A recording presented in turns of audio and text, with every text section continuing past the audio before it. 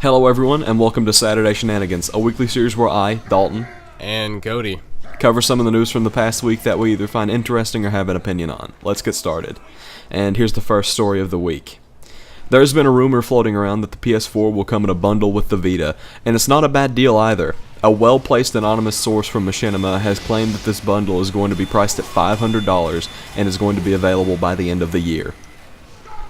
So it's going to be the regular price of the Xbox One, and you get the PS4 and the Vita.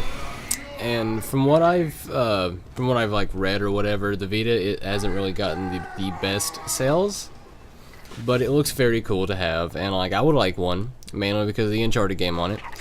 But I want a PS4 definitely, and like I'm a big fan of bundles, I really am, and to be able to get a PS4 bundle along with the Vita in it, that's really great. And if I had the money, if I was like rich and I had all the monies in the world, I would get it.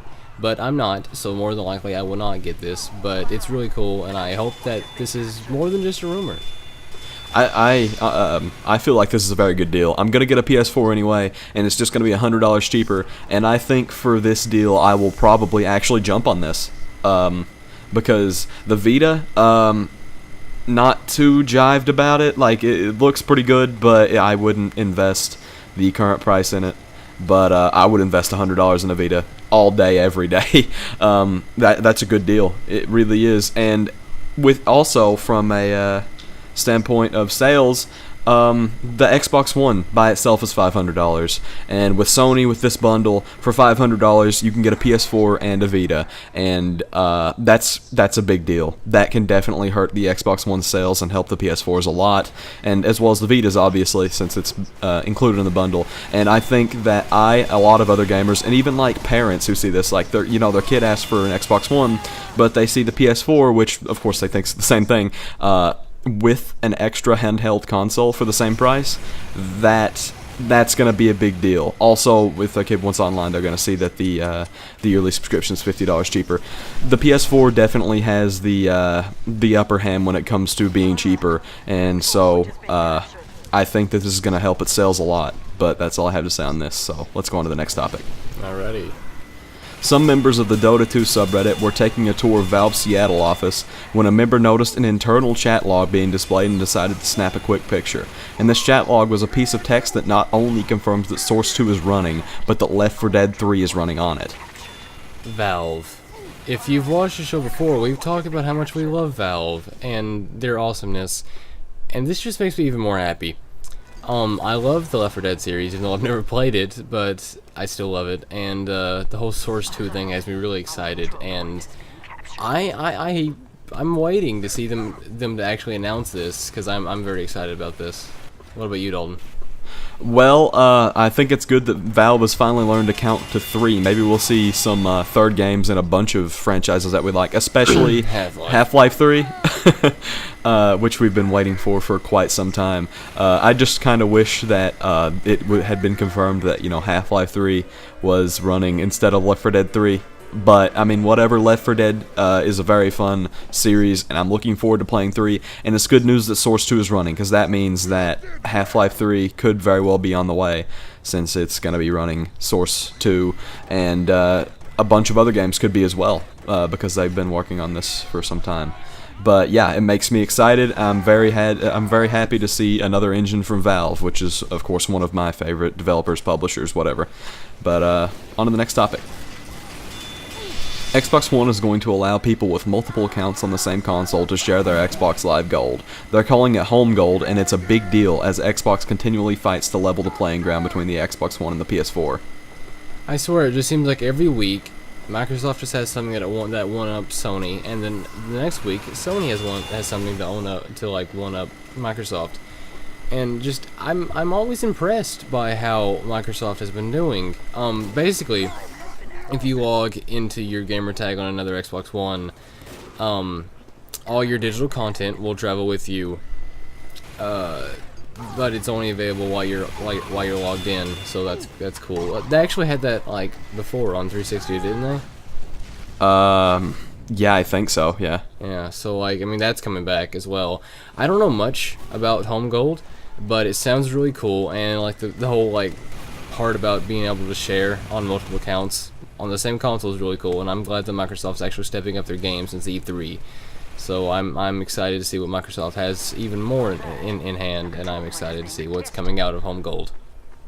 Well, Home Gold basically is like how on the PS4 they announced that if you had multiple accounts on the same console, your $50 subscription fee would carry over to all the accounts, so your whole family can share an account as long as it's on one console. So that was really nice, and that was another big reason that you would purchase the PS4 over the Xbox One. But the Xbox One is leveling the playing ground, so I mean that's good. The more that Microsoft and Sony compete, the better it is for us. So this stuff's awesome. I'm glad that they're doing that. I think it's about time because it's a fairly obvious feature that you need. They didn't have it on Xbox 360, which was a bit ridiculous, but I'm glad they're finally getting it on Xbox One, and they probably wouldn't have had Sony not done the same thing. Just noting that. But yeah, I mean, just glad they're doing it because people who get on Xbox One now can have multiple accounts, or, well, families can share it. But that's all I have to say, so let's move on to the next one. Company of Heroes 2 has been removed from sale in Russia. This after receiving much scrutiny from Russian fans and press who claimed the game painted the USSR's force during World War II in a negative way. A petition was created that was asking for the game's removal from Steam and had received over 17,000 signatures before the game's removal. So basically, they're butthurt because this game makes them look like douchebags, but it's war. Every side looks like douchebags, and it's a video game, so I don't really see like what's the big deal here.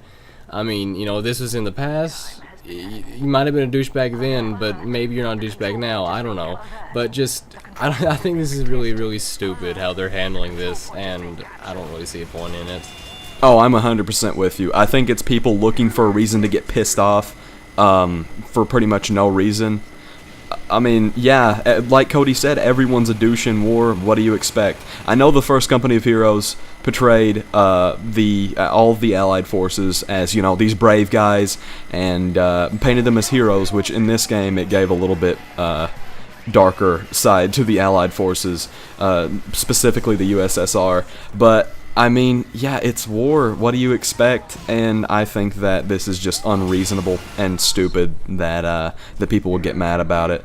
But that also, it's a video game. I mean, come on. It's a video game. It's a form of media.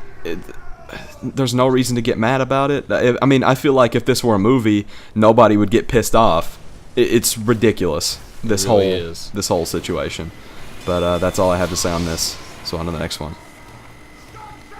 Amazon is producing an Android-based console set for release by the end of 2013, and while this may seem like not such a big deal to a lot of people, since it is Android-based, please keep in mind that Amazon is a huge company, and they may have the power to make a console like this a huge player in the console wars, especially for gamers on a budget. Now, if I'm not that mistaken, there has, been an Android console in the past? Or yeah, the Ouya. Try to make one? Yeah, and it isn't very successful. Android hasn't had the best time with based consoles. I actually have an Android phone. I love Androids. I love that market, and I love Amazon. And I'm actually interested in seeing what they can bring out with Android. And I will be looking more into this. Maybe if it interests me enough, I'll be interested in getting it. I don't know, because they don't have much on it. So I'm looking forward to that, and hopefully this will actually be an Android-based console that is actually good. Yeah, hopefully it doesn't turn out like the Ouya. Like, that was a really big deal during the whole Kickstarter campaign, and, you know, them getting the money from it for the Kickstarter. It was a huge deal, and a lot of people donated, but ever since its release, it hasn't really had all that much thunder. You would think with all the lead up with the Kickstarter that it would have a bunch of games developed specifically for it or whatever. Not really, from what I understand. It lost all of its media coverage, and that's kind of sad because it had a lot of potential. But maybe Amazon can kind of bail out the Android-based console market and get some good games on a budget, and that would be very nice. Also noted, which I didn't note in the story, it's coming with its own controller that's made specifically for it, so that's cool. Hopefully it will be a quality controller, because that's of course a big deal to all game consoles to have a quality controller. But yeah, maybe Amazon can help bail this out, 'cause since they already have so much leverage in the Android market with they have an alternative to Google Play, which is their Amazon marketplace. They have the Kindle, which is Amazon based. They already have a lot of stake in the Android market, and hopefully that they can make Android consoles a real awesome thing. But that's all the stories we have for this week. I just wanted to add here as that about that topic. Whenever this does come out, I hope it doesn't like drop off the face of the earth like Ouya did. So, Oh yeah, that would suck. It just like disappeared after they announced it. But anyway, that's all we have for this week. So Dalton, what kind of games have you been playing this past week? Well, I'm just gonna be honest, pretty much nothing. I played TF2 to get the gameplay footage for this week, and I enjoyed that, and I'll probably play some more of that tonight. But this week's been dominated by school. We're back in school. So, I mean, it sucks, but you gotta get an education, you know?